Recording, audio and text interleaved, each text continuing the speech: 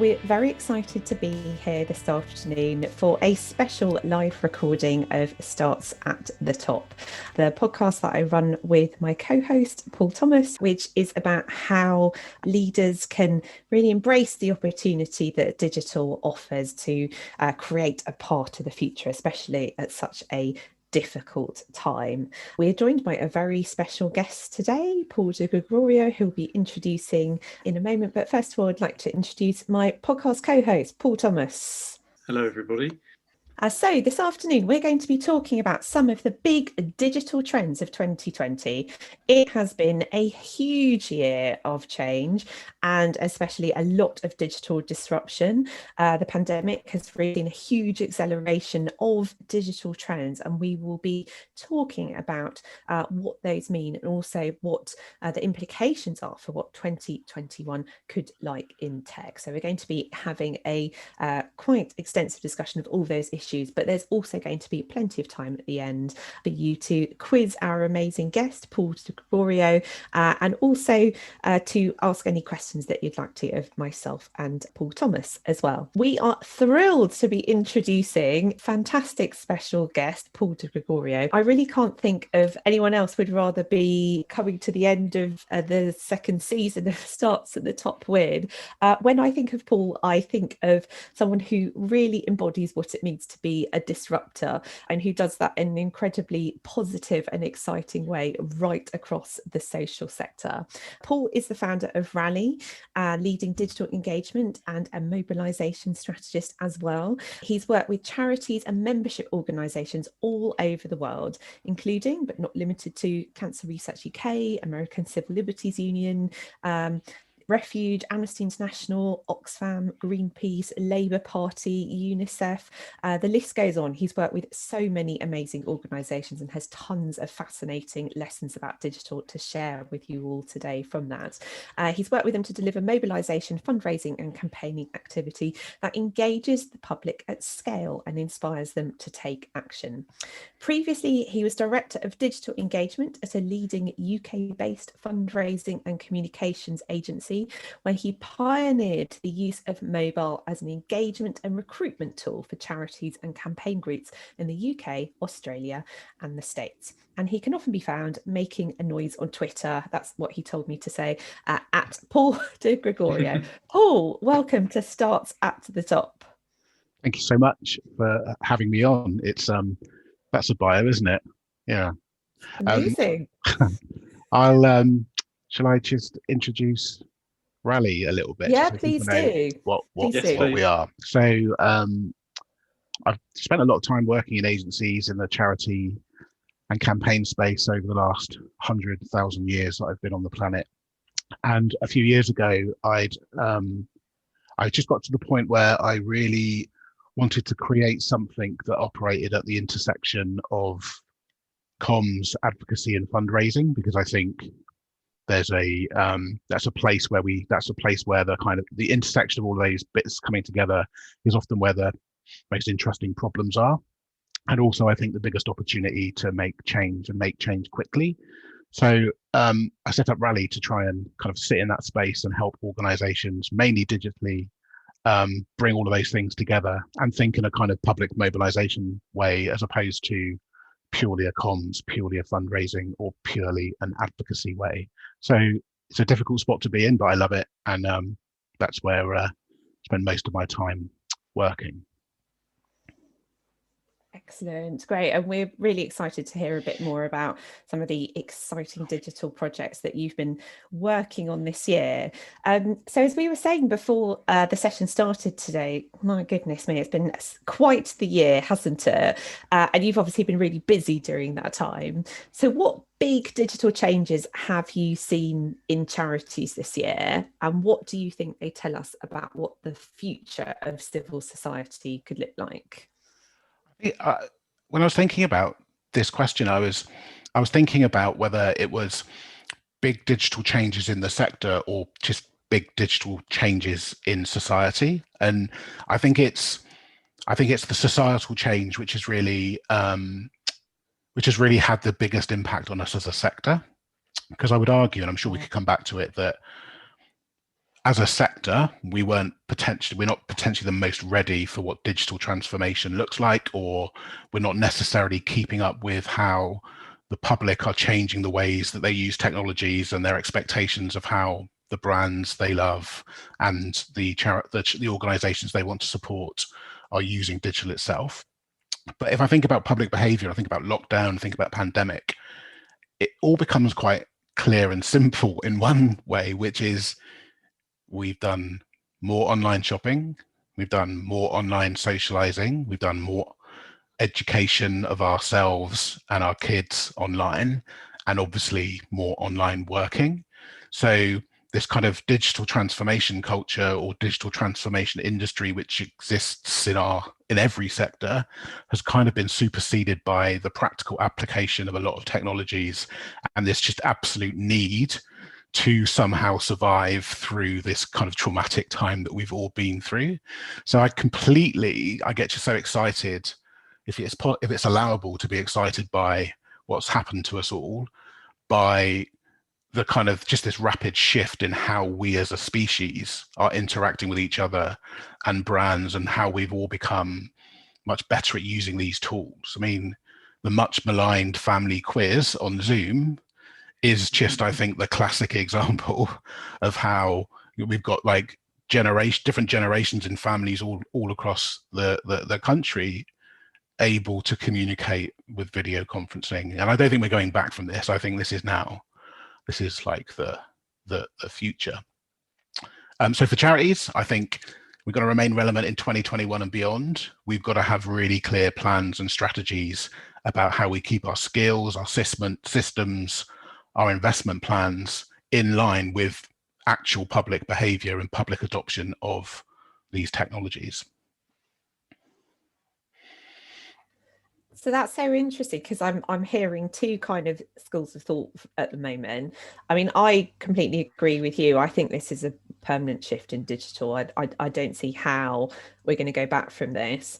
And yet I do sometimes meet people saying, well, we're going to go back to normal after this, and we're all going to be going back to the office 5 days a week, and we're all going to be going back to the way we fundraise before. And I just don't see how that would happen after we have all been through this year of this enormous shift, as you say, in human behavior. I can't see it happening either. I think there's so much data that's out there.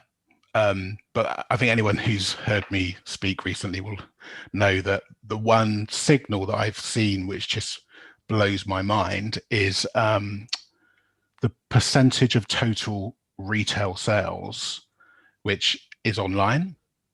And we've been growing as a kind of the retail sector has been growing with its digital, the percentage of sales online just like growing and growing and growing and growing every year.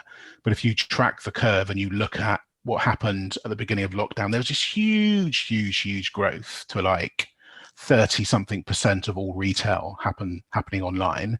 Lockdown ends and it drops to about 25%. Lockdown 2 starts to pick up again. And what's happening is we're not going back to pre-pandemic levels, which were more around the kind of 20% mark. And for me, that just shows that our behaviors have shifted because we spend a lot of money on retail. Actually, I'm going to do the really multi-discipline thing and stick the link to the data in chat because I want everyone to see this one. It's send it to your finance director.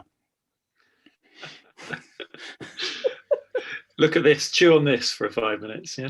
Yeah, absolutely. So speaking of those big changes, obviously the way charities have had to fundraise this year has absolutely had to shift fundamentally. Who do you think has done digital fundraising really well this year, and what can we learn from them?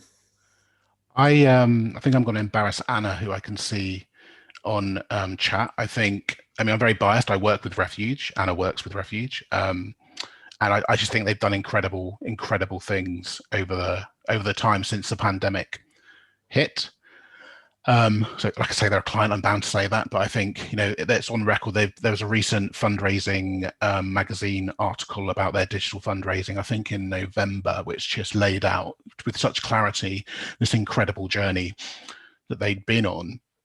But I think the kind of key things that I take from like the pleasure I have with working with Refuge and seeing how they operate is there was real bravery when lockdown hit. I think there was a lot of kind of freeze. There was a lot of organizations who were kind of stopping or pausing activity. But Refuge it just felt like never going to do that. As soon as lockdown hit, there was a decision made that we needed to invest and scale when it would have been a really, really easy thing to do, to kind of pause and reflect and to maybe prevaricate around making a decision. They were unbelievably agile. They changed processes really quickly in real time. The collaboration across their digital team, their comms team, their fundraising, their advocacy teams is just a real kind of shining beacon of what collaboration should look like across multiple teams. And I had to go and find the data in this article earlier on to make sure that I didn't misrepresent the numbers. But from Fundraising Magazine in November, we're talking of taking me back to the beginning of the year. In the first couple of months of lockdown, raised £1 million online, which is phenomenal. 60% of that coming from Facebook advertising, the rest of it coming from really, really good kind of optimizations of the website and other thing. And at the same time, we grew the email list from around 2,500 to 30,000, which means we've now got this amazing opportunity to carry on the conversation with a very, very large number of donors and talk to them about all of the things they can do to help Refuge deliver on its mission, its vision, and its goals. And Anna's just put in chat, it's nearly 50,000 now, which is amazing to see. I kind of knew that, but I was going to go by the numbers published in the article in November. And at the same time as this incredible success in individual giving and kind of making their digital ecosystem really fit for purpose, so that if people wanted to give, they could find us and give to us really, really easily. Created a kind of diversification and innovation moment where huge amounts of money was going to be lost in their community and events program, and took the decision at kind of super short notice to launch a new virtual event.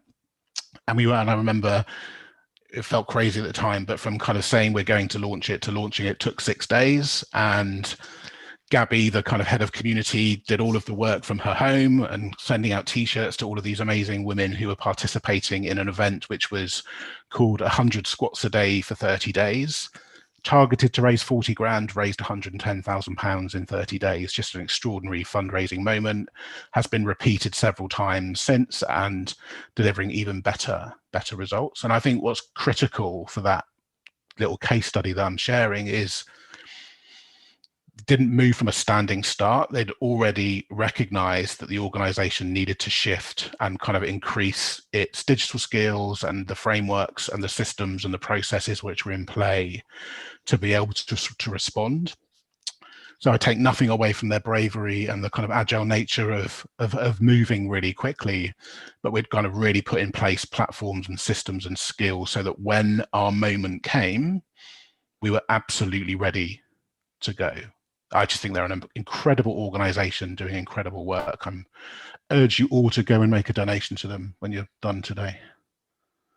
And just expanding on the skills side of things there, then, small charities through to big charities, through to every organization. I think you mentioned agility, you mentioned confidence, fast decision making. Is there anything else that teams are going to need to adapt to the fast-paced future that we're all facing now? As you say, it's not going away. So what else do teams need, do you think? I think when I think about kind of the fundraising sector specifically, not necessarily all of the other functions, I think fundraising thinks in moments, and as opposed to thinking over the kind of the everyday and the everyday optimizations. And if we're in digital to improve things every day. We know that digital is never done. So it's kind of a cultural and leadership position that needs to be taken, which encourages and creates that environment where we're not going to spend 50 grand developing a product and then launch it in 3 months' time and everything with fingers crossed that this product we've developed is going to work. We need to improve the website every day, improve our storytelling in social every day. And it's just this kind of continual digital's never done, so please don't think it ever is. Kind of a developing mindset is the way, we're working on a project together at the moment. That's what we keep coming back to. It's a developing mindset. You can't sometimes put your finger on it, but you just know when you're in that mode of, we're thinking about this stuff all of the time. Yeah, and I think that it's important to kind of sift through your partners and make sure you're kind of where you're seeking expertise and support, you're seeking it from the right places. So in the way that Rally operates, I wouldn't dream of trying to set up a delivery function, because quite frankly, unless you're in delivery every day, you can never be fantastic at it. So the approach that we take is to make sure that we are working with a really big network of shit hot professionals. I promised I wouldn't swear, I've already broken, but of really good professionals who are at the top of their game, and kind of bringing them all together on projects, I think is super important. So making sure that the skills you buy in are good value. That's the big one. I think that point about the skills is so key, and also, as you say, that attitude that underpins it as well, because that's certainly been a characteristic that we've noticed in our work too, that the organisations that have forged ahead with digital this year are absolutely the ones where, they've gone for it. They've been undaunted in the face of the crisis, and I'm not belittling any charity that's had a tough time this year, because I think everyone has, but I've seen so many amazing examples this year of charities, where their backs have really been up against the wall, but they've said, right, we're going to go for it on this campaign, because it's do or die. And you shared this amazing example from Refuge of a charity who really went for it and got an amazing result because of that. Absolutely, and I think charities of all sizes and scales have the capability to do with it, and I think, as you both know, it comes down to leadership, in terms of who's helping the teams make the decisions that mean that organizations don't freeze, and that they can take a step towards something else, as opposed to kind of having a bit of an inward look. But as you say, Zoe, so many organizations are in a different place that I can't be critical of an organization that hasn't made this transition, because we know as a sector we haven't sector-wide invested in our digital skills, our digital leadership, and all of the things that we need to drive this success. Yeah, absolutely. So speaking of leadership and digital skills, if we move across the pond, and I know one of the things that you and I have talked about over the years is where what's going on in US politics can be a bit of a predictor of what then happens in digital across this side of the channel, and of course across the world as well. What can we learn from how Biden used digital this year, and what does it mean for all of us? Yeah, I think, to echo your point, I mean, so much of the work that I do has been influenced by the American political system. I think because they have scale and the political system is slightly different, it's more kind of quite closely aligned to a kind of classic kind of fundraising culture here. There's so much to learn, from Howard Dean 100 million years ago to Obama, through Bernie and Biden and the whole thing. So I'm really, really obsessed by the US political system. I'm particularly lucky to have formed some reasonably close relationships with people behind some of the big campaigns. So a pal of mine runs an agency who does all of AOC's digital kind of mobilization and fundraising work. And also he was kind of central to Bernie 2016. And what they do so incredibly well is they fuse amazing storytelling with just the most incredible digital experiences. So they really take a kind of, and without wanting to make it seem too transactional, they just understand that their role is to convert interest in the cause, the values, the mission, the goals of the campaign into some form of action, which can then lead to repeat action. It's not all about money, it's about volunteers, it's about people making calls, it's about getting people out onto the doorstep, sending text, doing all of the things, but they just focus on the right things. So visit AOC's website now, I'm fairly confident there'll be an incredible invitation to sign up and join her email list. It's kind of values led and kind of singing the values of how she operates.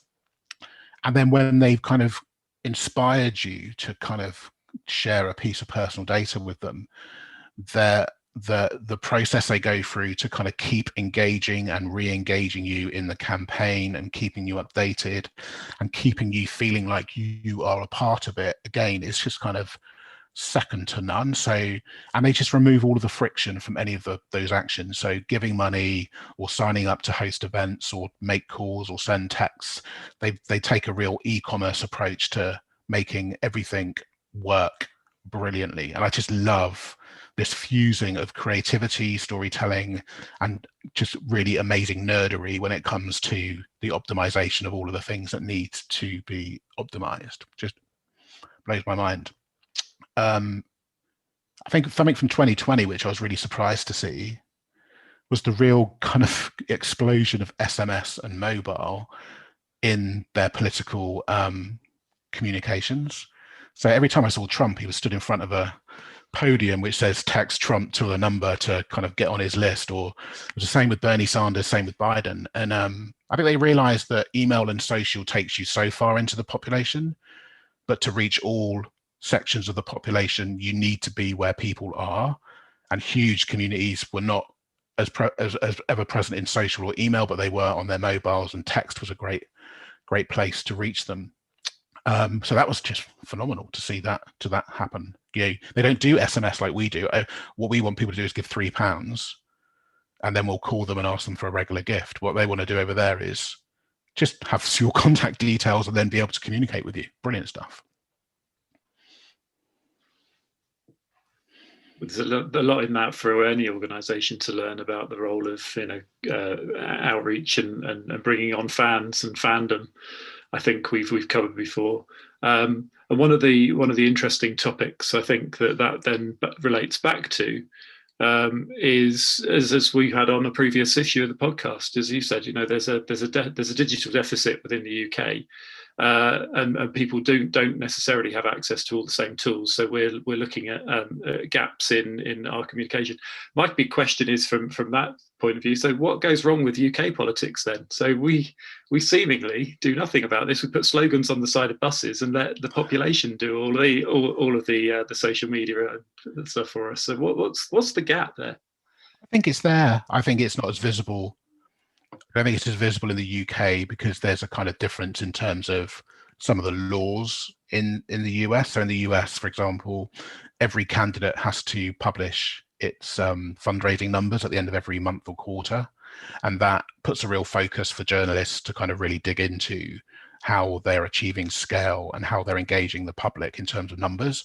Whereas I'm kind of privy to data from some of the political parties around kind of numbers of donors, email addresses and mobile numbers, which I'm not going to share today because there's a different kind of approach to kind of confidentiality around some of those things. But I think if we look at Labour Party, I think has improved like amazingly over the last 5 or 6 general election cycles. I did general election fundraising for the Labour Party in 1997, 2001, 2005. We didn't know what the internet was, but there was a moment probably around the Ed Miliband time where there was just this huge swing from offline fundraising to online fundraising.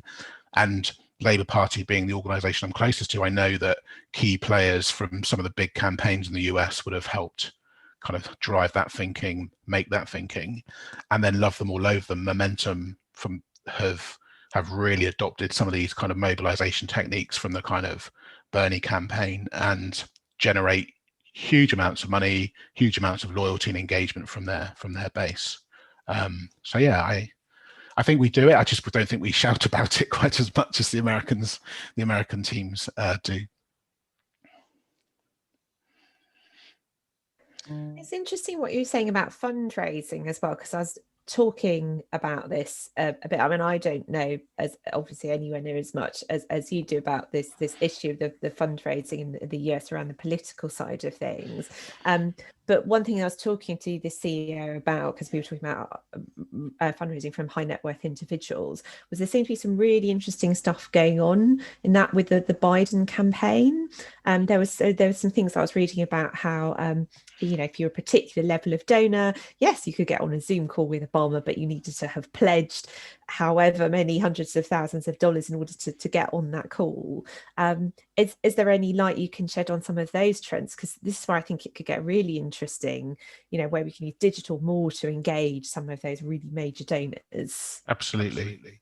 I see it frequently. I see the kind of small dollar end more than the high dollar end of things.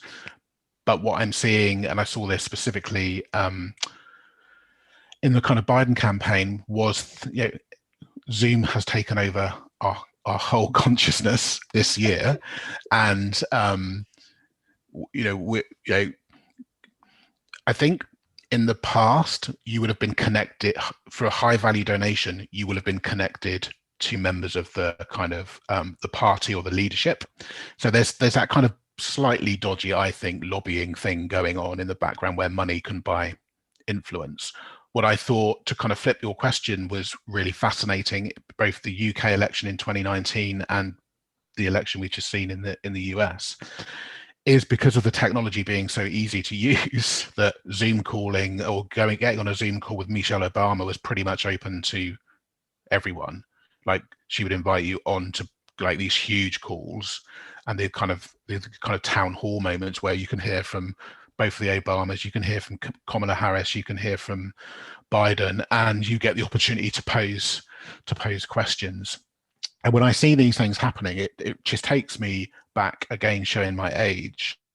It's like the concept of connection is one that's always been there. When I was running election campaigns in 2001, we were putting out party election broadcasts with telephone numbers, inviting people to call and ask Tony Blair a question. And it was just a completely different technology. And I just love how the technologies of now have really democratized access. So yeah, I'm not into the high dollar stuff quite as much, but I know the techniques are used now across the whole value spectrum. And what about the Trump side of things? I know when we were talking over email, as we were, working together to prepare this over the last few weeks, you talked about Trump and some of his email campaigns. Because Trump had obviously been really invested in digital, didn't he? Yeah. In the very first campaign that he ran. So what happened this time around? And tell us about the email side of things too. Well, I think the Trump campaign just carried on. I don't think the Trump campaign ever stopped. So from 2016 all the way through to probably today, their approach is different. And depending on your politics and where you sit in the kind of the political spectrum, you either love it or you loathe it. You can guess what my perception of the whole thing is. But from a technique perspective, same techniques are used by both sides of the political spectrum. Maybe not some of the shadier, just kind of preventing people from voting stuff on the Democratic side. But email growth has been huge. Mobile list growth has been huge. I put myself on the Trump list ages ago just to see what would happen. The tone is very different. The tone is very much of the kind of the candidate. There's a real drive towards merchandise, like on a level which I know exists on the Democratic side, but you could literally buy MAGA hats, MAGA golf balls, MAGA flags, MAGA, just everything that you could possibly want to buy. I think what was quite interesting on recently on Twitter, there was this kind of huge outrage about the tone of some of the Trump emails, which I find, quite obtuse, very direct, like, if you're a patriot, you would have donated by now type framing of the donation ask. But I know that there are some shadier sides of the Democratic Party that adopt quite similar techniques. So I think it's less a kind of about this political polarization around the email differences. It's much more about a kind of, I don't like to use age as the kind of signifier, but there's this kind of new breed of kind of digital activists and fundraisers and organizers who understand that just shouting at somebody isn't the best way to get a response. And we're looking for two-way interaction compared to a more traditional approach, which is more used to TV and kind of print out-of-home advertising, that thinks the way to go is to throw your campaign slogan up or your message and the people will flock around you. So I'm definitely in the camp of two-way engaging, framing kind of the bigger problem that we're all a part of solving, rather than I am the candidate by my hat. It's funny, I'm seeing I'm seeing a similar approach to this from my son's school for Christmas Christmas jumper day. It's been an email every day this week about donating to that cause. So yeah, there's a really incredible man who exists on Twitter called Michael Whitney, who was the digital fundraising manager for Trump 2020. Not Trump, he'll kill me. Bernie 2020. And I had the pleasure of showing him around town last year to a whole bunch of different charities. And he told me in the dying days of Bernie 2016 that in 1 month, they sent 67 fundraising emails. And dropping that stat across the table with charity people was quite intense. So I had to be really clear, that's not a recommendation. That's a kind of sign of how, in a kind of, when you've got a really engaged list and you're a specific part of your campaign, the frequency that we think is acceptable, your list tells you what's acceptable. And before we get to questions, I'm not advocating 67 emails in a month. I'm just saying that they would put a lot of emails to their base. And the most fascinating thing about that was the more emails they sent, the more money they raised, and the more actions that were taken as a consequence of their email program. Not a recommendation. Yeah, clearly not a recommendation, but it's interesting the correlation there between organisations that I've worked with, and we're working with one at the moment in particular, where it's we're still very polite in this country, and 67, that's more than 2 a day, or it's about 2.1, 2.2 a day, so that's ridiculous levels. However, on social media, we're very, very polite, and we sort of sit back and we send our tweet in the morning, and then that's done. As opposed to repeat, which sort of seems to get, when I talk to organisations, charities and others about, well, you're not repeating the message, you're not restating your cause. You get that pushback that says, well, we don't want to be in people's faces about this. But the whole point about social media is you are in people's faces. It's a constant stream of information, and you need to keep appearing in it. Absolutely, I couldn't agree more. And I think on the email side of things, as well as social media, if you're on top of your data, if your comms are having a negative impact on your goals. And with emails, a question I'm asked very often by trustees or chief executives, people who are not in the digital space as much as the teams I work with, are, we're sending 2 emails a month. Is that too many? And it's like, well, A, no, but B, if we empower the team to be using the data to understand what's happening when we send our communications, and then we act on the data, then we can never do too many, because that's not the prism or the lens at which we should be looking at things. We need to be looking at how engaged is our audience.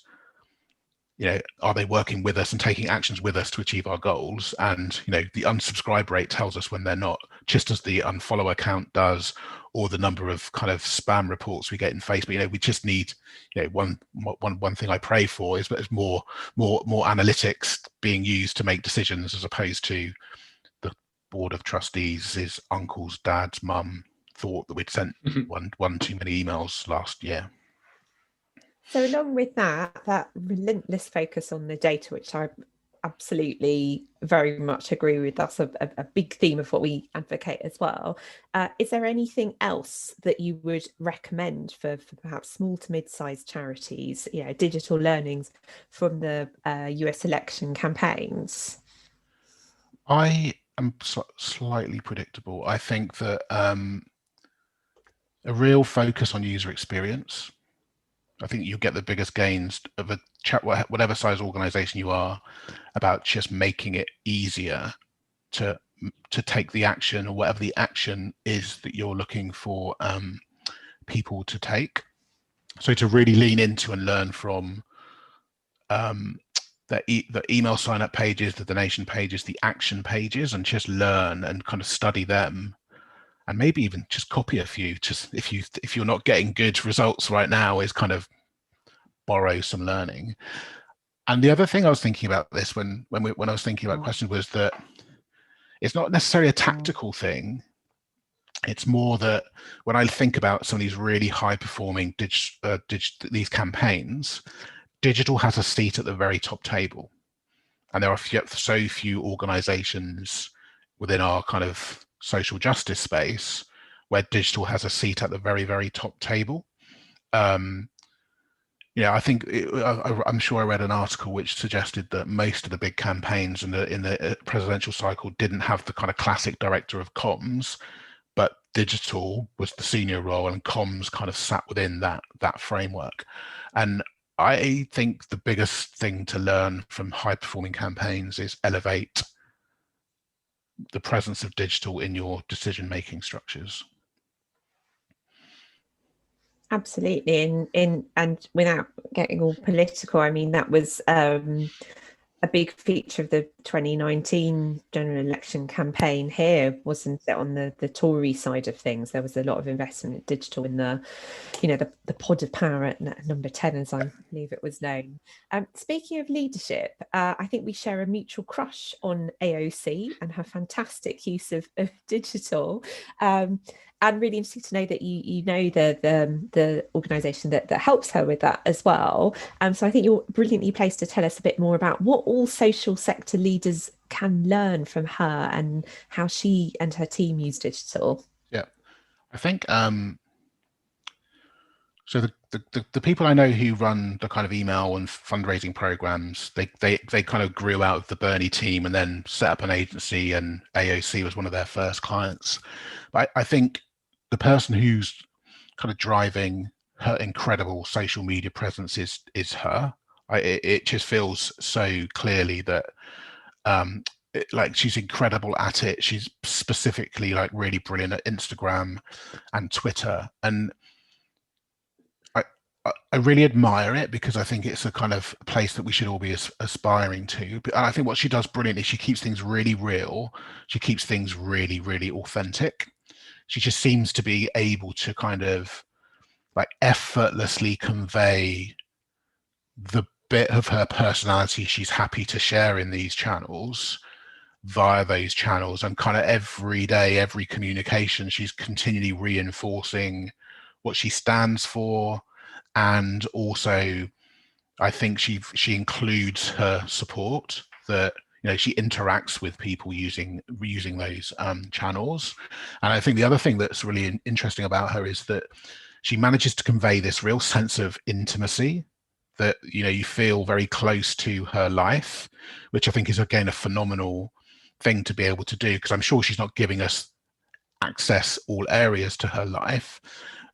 Very few people seem to do that, to be able to do that with real authenticity. So you get a sense of her, like a dog, her family, her garden, the kind of things that she's doing in her spare time, her opinions on popular culture. It's all kind of there. And I think she's just brilliantly able to do those things. And the third bit about AOC, and I read this amazing article that she was a part of, and she said that she's really frustrated about how the establishment tries to win arguments or makes points, and her approach is that you should tell stories or make your arguments with your 5 senses and not just 5 facts. And I think that's how she manages to kind of create this intimacy, because she humanizes her points. She brings people in to tell those stories. I think she said something like,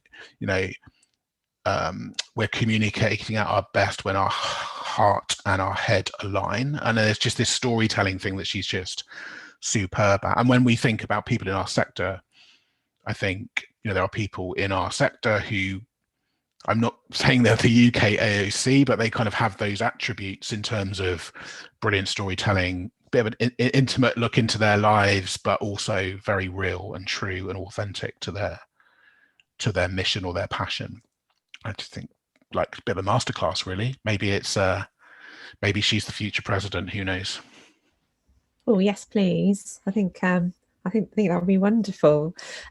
So tell us a bit more about, I know mobilisation, organising as well. There's a big passions of yours and they're a big theme of what you do.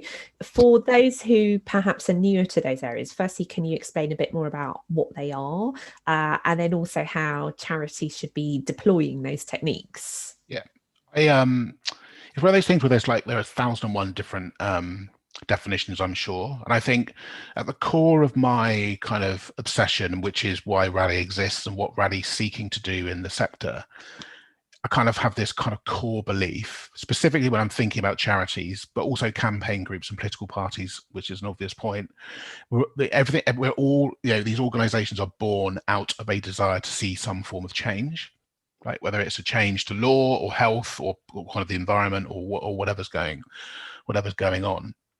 And, we deliver long-lasting and radical change through engagement. So it's like broad engagement and also deep engagement with the public. So that's the kind of overarching theory that I'm working to deliver change. We need to engage the public.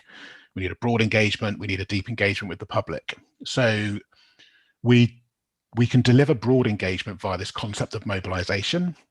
And mobilization is the act of encouraging people to take action.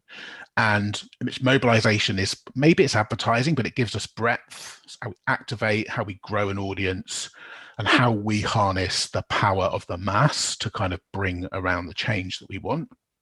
And then deeper engagement is kind of delivered via organizing. So organizing gives us depth. It gives us kind of real kind of reach into people and communities where power exists, but probably people don't understand their power.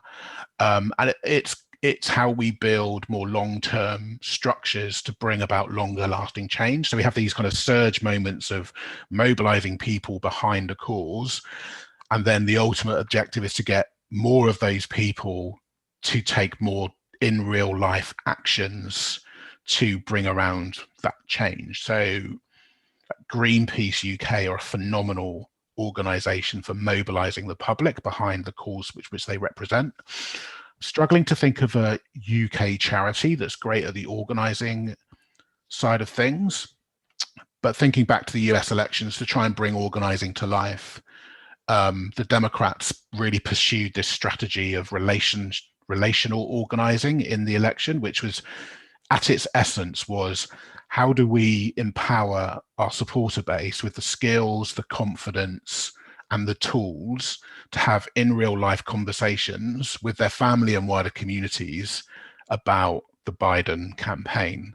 But so not vote Biden, but more, I, Paul, feel deeply about these issues. I'm voting for Joe Biden because of this, and having a human-to-human conversation about values, which removes Biden, removes all of the nonsense on the TV and makes it about me talking to my grandfather. And they put so much effort into that, and we can't quantify how successful it was, but it's that kind of, the Biden campaign empowered its base or built capacity within its base to do those things. And I think if you think UK, you think of Marcus Rashford. Like, he mobilized the public, but there was also an element of organizing going on as well, because he gave people the impetus, the inspiration, the skills and the route and the ability to not press click and send a letter to their MP, but to go and write a letter to their MP, which is like a bit of a deeper action, and also just raise the whole conversation in communities and moved some businesses to actually provide the food, which the government wouldn't. So I think charities, I don't think, are great at the organising bit. Campaigns, increasingly politics, and this Marcus Rashford type cultural moment. I think organisations, charities should be focused here, because wouldn't it be incredible if in the next general election, the prominence of your issue, whatever issue you represent, was raised, and that as MPs were knocking on your door, they were hearing you talk about it in Cancer Research UK's voice, or your own voice, but representing CRUK points or dignity and dying points. I think it's a huge potential for us to engage the public in our mission. That was a very long monologue, but I really feel that organising is something that we don't understand, so we don't do much in it. And we need to get better at that as a sector, as you say, and I think it very much speaks to that approach around, really coming together around shared values that you talked about. And it's so interesting to think about that in the context of leadership, because I think that one of the reasons why the Marcus Rashford campaign works so well is that he's very humble, isn't he? And it takes a particularly special sort of leader to almost, take themselves out of the equation with the campaign and say, it's not just about me. Yes, this cause means something to me because of my experience, but actually let's come together around this and really make this change happen.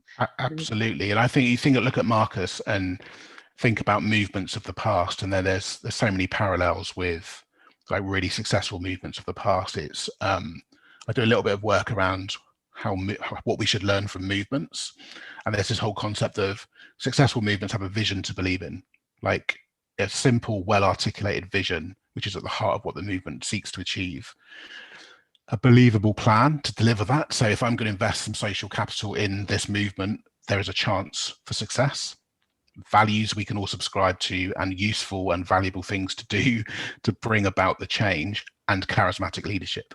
Like, those are the things I think we could be learning from movements.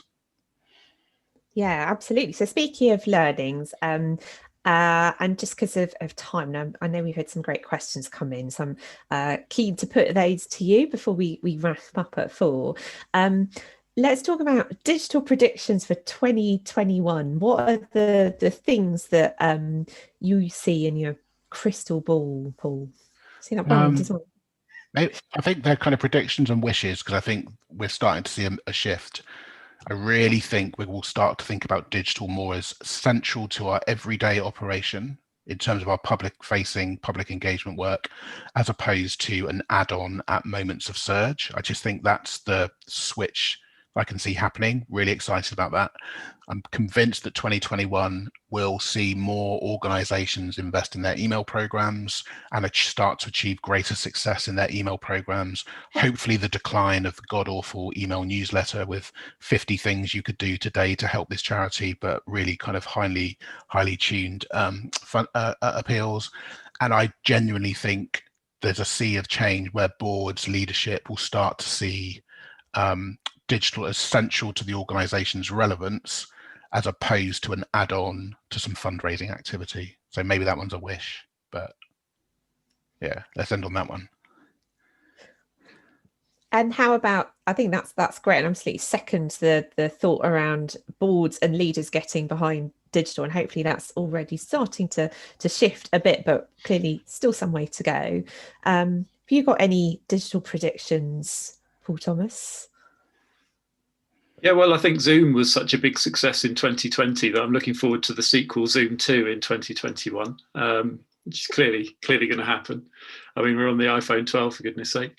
I was having a conversation the other day, and I think it was really interesting about the rise of AI and how that's going to start to influence all sorts of different businesses and sectors.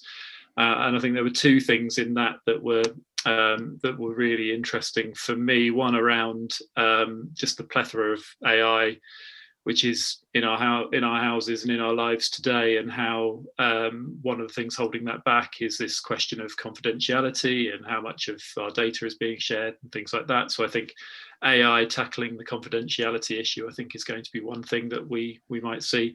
And then I also hope on that front, and this isn't just for AI, I think this is for technology generally, and something that we've covered extensively on the podcast, is the ethics of technology and the ethics of digital, and starting to see and be more mindful about how gender, race, and other biases are creeping into the technology that we're building. and how we're training these massive machines to do things for us in a way that could be quite frightening. And on that note, having started rewatching Battlestar Galactica, the humans creating the Cylons coming back to beat the humans, there is something in that, I think. How about you, Zoe?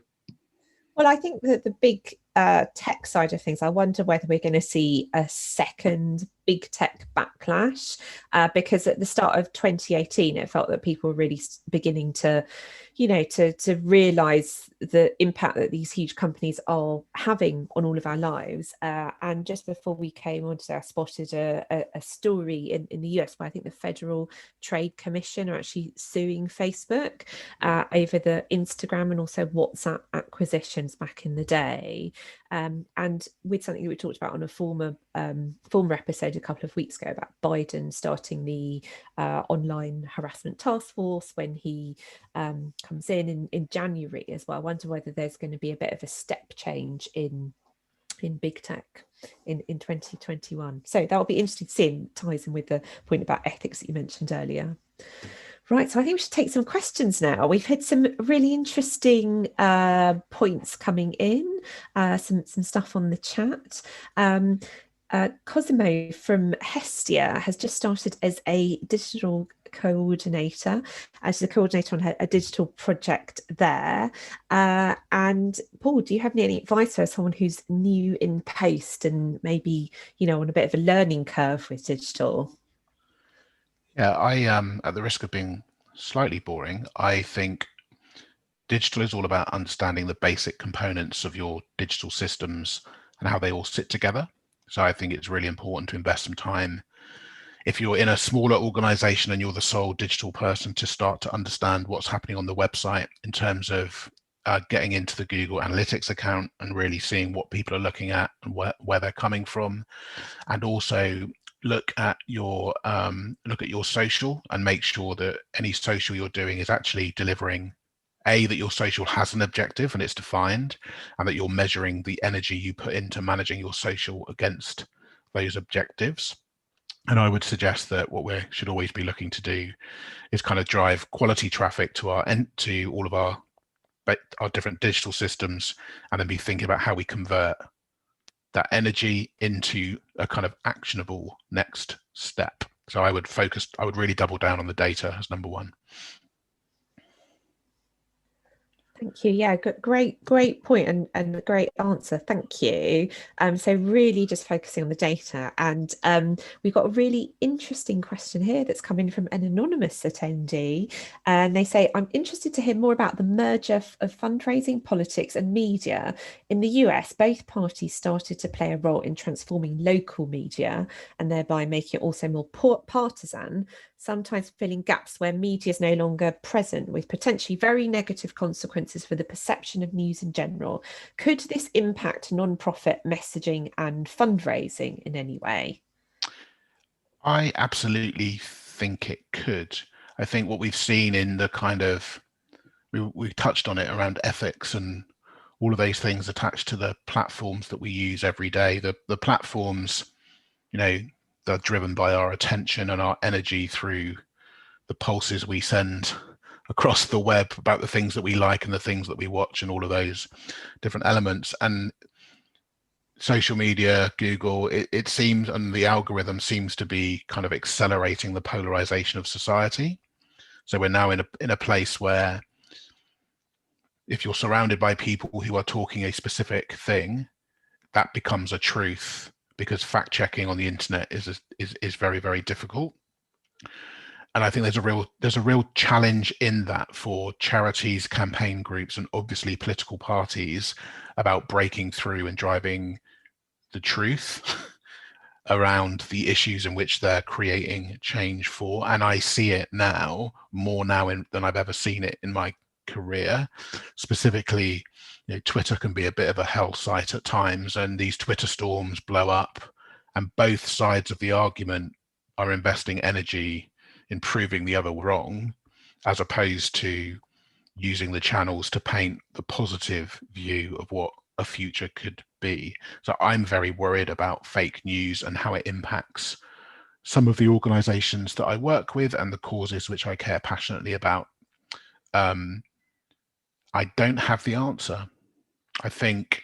Sometimes I think if there's a culture war, then the progressive side of things needs to engage in the culture war and win, which is a very stark approach. And then sometimes I think we need to be absolutely focused on finding the truths and painting the positive view of the future and not perpetuate that polarization.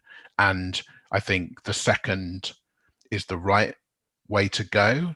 I worry that we're not prepared with the skills and the techniques and the resources to kind of win arguments and change opinions online at the moment. I agree with that. Right. Sorry, go on, Paul. No, all I was gonna say is it's very prevalent on Twitter, isn't it? And they're making baby steps to try and sort of combat that. I noticed just recently on a couple of things that they're starting to challenge the idea of retweets and shares without you actually clicking on a link and interacting with the tweet, which is it's a positive step in the right direction. They're sort of offering that up. Would you like to read this before you share it as fact? Is pretty much how I'm reading that, which is it's going to stop some people, but not everybody. And I think the areas where I get most concerned are the kind of dark social, so the WhatsApp groups, the Facebook Messenger groups, the peer-to-peer sharing of facts which might not be true. That worries me, and I don't know. I think we need to, if it is polarized and there's left and there's right, which I'm not even sure there is.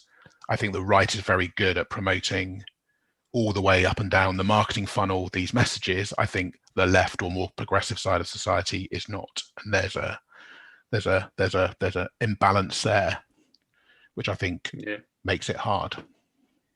It's interesting, again, not to be too flippant about school and how the school approaches things, but I think that the school groups on WhatsApp, from a personal point of view, have been very much like that this entire year, where somebody will say something about a case of COVID, for example, within a school setting, and suddenly you'd think the entire school has got to shut down because this message just gets proliferated, and without one of us, somebody that's involved in the conversation, you or I, actually making a stand and saying, hold on a minute, that's not what this conversation is about, or that won't happen. We don't have the platform intervening in that case to try and stop that message getting out. I think that's absolutely right. I think that's right as well. And for anyone who's interested in the intersection between fake news and civil society, there was a great report that came out, I think, a year or so ago from a charity called International Broadcasting Trust, which is really fascinating on the impact of fake news on, in particular, the NGO sector. And I think it's only a matter of time before some huge fake news story comes to civil society, unfortunately, and we need to be prepared for that. I feel like we're ending on a slightly gloomy note. I should have brought my Santa hat. I was going to say I can share my Christmas socks if you want, which I did put on this morning, and we'll prove by Twitter. But if you want to end it on a festive note. Maybe later. But from what we've all talked about today, and from the excellent questions we've had coming in, I think that really shows how there has been some really exciting progress in the social sector and beyond with digital, and hopefully we'll see more exciting developments and innovations in 2021. And we're so grateful to you, Paul, for coming along and sharing your amazing expertise with us all. And thank you for inspiring us and giving us a different perspective on things, particularly by looking at things through the lens of US politics and organising as well. Brilliant. Thank you so much for having me on. It's a lot of fun. Absolutely. For those of you who are new to our podcast, please do take a look at the website, which is startsattethetop.co.uk, and please do follow us on Twitter at startsattethetop1, and we'll be interviewing more fantastic social sector leaders in digital over the next few months. Paul, you've set a very high bar. Brilliant. Thank you. Thanks so much, everyone. Have a restful Christmas, and thank you for coming today.